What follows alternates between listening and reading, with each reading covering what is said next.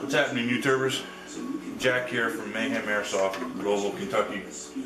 Today we're going to be going over a slight modification we're going to be doing to my Scar light.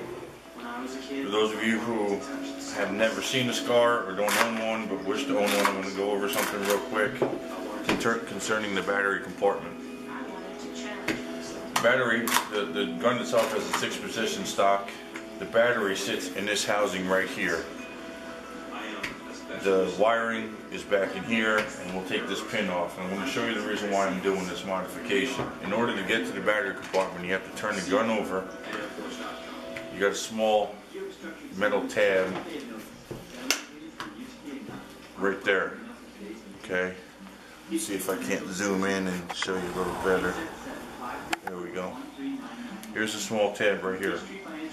You got to do is you got to get something like a pencil, a knife, or a pin, press down on this and push this out. Okay, turn this over, zoom out a little bit. Alright, this comes out and that sits there. Now the battery would sit in here just like that. If you can see, zoom in again. There's two small brass rods right here. Okay? Take the battery out of sight. Those brass rods have to insert into these two grooves right here. And it's a bit of a pain in the butt, especially when you're in the middle of a game and you're in the middle of a game and your battery goes dead, you've been playing all day. It's a bit of a pain in the butt. On top of that, there's a pin here, which is a slight pest to get out and not drop. The butt plate comes off and your wiring is right there. So you've got a very limited amount of space in here to get this part and this part tucked in there and to get this back on. And because of the design, you're limited to small nunchuck type batteries or small 7-8 cell batteries, but they're small type batteries only. Most of which are only going to be 7.4, I believe, 7.4 and 8.2 or whatever the voltages are. I know you can't get an 11.1 in there. I mean, you could probably get a LiPo in there, but it's a pain in the butt to take this on and off. So we're going to make a slight modification to the Scar so that we can attach a battery to the outside, large type, nunchuck type, brick type, and so we'll be right back with everything we're going to need. Alright, we're back again. I've got everything we're going to need. I want to make a clarification on something I screwed up a moment ago. The battery sizes, they come in 7.2, 8.4, 9.6, and sometimes you'll find a 10.8, but usually they jump up to 11.1. These are the two battery styles I was telling you to fit in the gun. It's a small brick style or a small nunchuck style. This is the size battery and bigger that we'll be able to fit in once this modification is done, and you can see the difference in the size. One's a 7.2 and the other's an 8.4, which will make your motor shoot faster, and it's also a bigger MAH, which means you'll get more battery life out of it, more game time out of the gun. So we're going to go over some things I got together to do this. I got my Dremel tool with a sanding bit on it, sanding drum. I went ahead and got a magazine pouch that fits on the stock of the gun. That's going to sit on the other side to hold the battery. A small piece of Velcro for the magazine pouch, and my batteries, and of course my pencil to mark it. So what we're going to do first is we're going to take this off again. Let me slide this out. I'm going to set the gun aside because we won't need it right now. And I'll drop it because it's my baby. And what I did was I went ahead Now if you can see it, the pencil mark right there, but I put a pencil mark on the spot where it's going to happen is the cable is going to come right out that slot. And hopefully with a little bit of luck, when we do this and we put this on there, yep, and just as I predicted, the notch is going to be just far enough out where the cable will be able to come out and not be interfered with by that. So here we go. We're going to get the Dremel tool. And kids, if you're under 18 and under 15, under 18, get your parents' permission and supervision. These Dremel tools are not something to be played with. So we're going to take this and we're going to get the wires out of the way. And we're going to commit to this.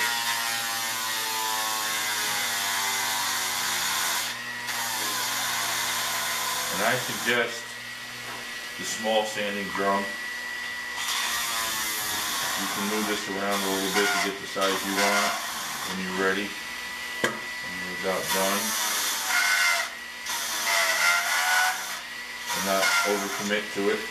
So we're going to go ahead and turn that off. Set it aside, clean this up a little. And just like that, fit this on there. Make sure we get a nice loose fit, nothing being pinched, and we can still get our pin in. Pin goes in. And you know what? I'm going to give it just a little more. Take the pin back out, take the heel off. And the only reason I'm going to do this is give just a little more room. Because of the rubber coating. Don't mind the smoke, just the plastic melting.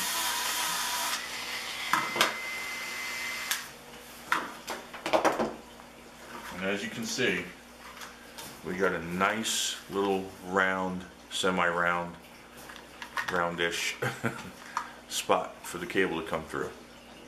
Alright, so we'll put that there. We'll take this. We'll dry fit it again. Make sure it goes on there. Make sure the pin goes in. Make sure we got some wiggle room. Now, I don't recommend using this in the rain. Most of these guns the wires are coated, but these parts aren't.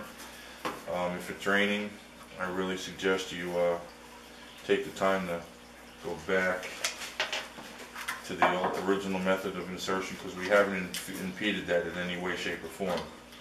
So if you're outside and you're playing in the rain, just take a minute to insert that back in, go through the hassle, maybe put a piece of tape over that so you don't get water in it.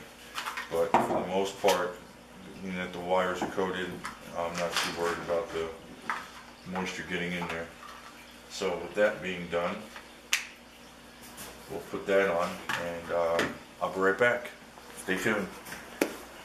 Alright, we're back.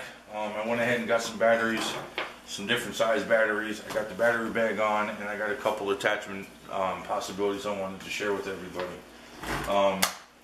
First thing being this extra magazine pouch that I had that is designed to go on the stock of most AR or M16 weapons. I do not know if it's AK-47s or any of the other ones. I just know it's supposed to go on an AR.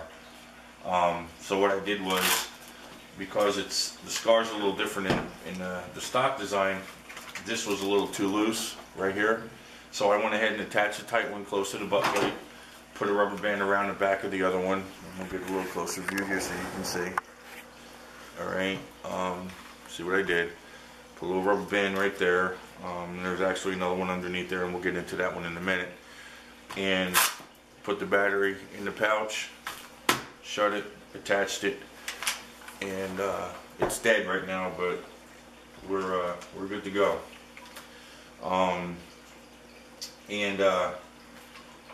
So that's the first attachment possibility.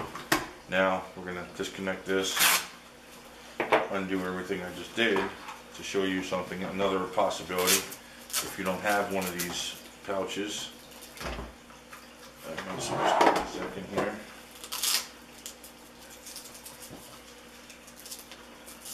Pop this off right here. Alright. And we'll pop this off right here. I'll take this and set it aside. Alright, now the most common attachment possibility are just a couple large rubber bands.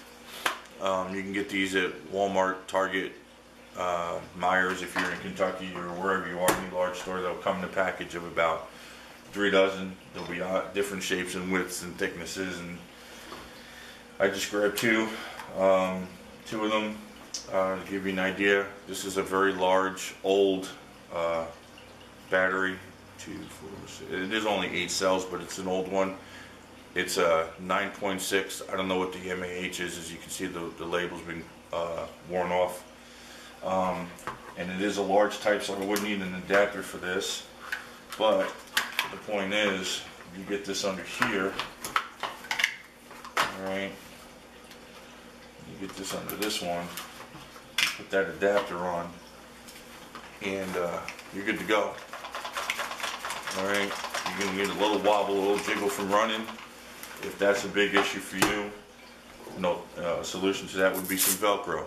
Alright, you can buy peel and stick Velcro at any Home Depot or Walmart.